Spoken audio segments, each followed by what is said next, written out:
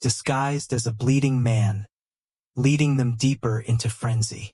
Towns awoke to find corpses in the fields where the Flagellants had passed, their deaths unexplained save for the terror of the procession. The church at first tolerated them.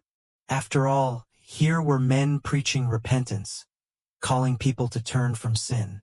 But soon the Flagellants became rivals to priests, drawing larger crowds, undermining authority, spreading doctrines of despair and defiance. The Pope at Avignon condemned them as heretics, declaring their processions blasphemy.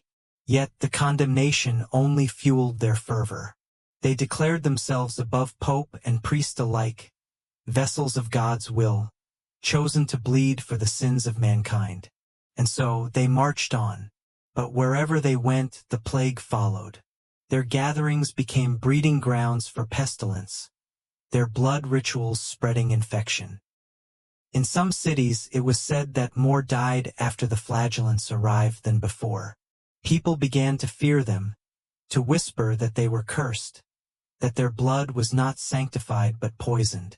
Doors were bolted against them, towns turned them away, yet still they came, relentless in their scourging, relentless in their madness. Imagine the sight at the height of their terror. 1,000 men in rags, pale as corpses, backs flayed to ribbons, blood gleaming in torchlight. The air thick with the stench of sweat, iron, and rot. Their chants echoing through the night, their whips striking flesh in unison like thunder. Eyes rolled back in ecstasy, mouths frothing with fanatic cries. Behind them, a trail of corpses, both plague victims and those beaten to death in their fury. This was not a movement of salvation but of doom, a death cult draped in the robes of piety, and it left Europe quaking. Their decline came swiftly, as madness always does. Excommunicated, hunted by authorities, the Flagellants dissolved into smaller bands. Some disappeared into forests, continuing their bloody rites in secret.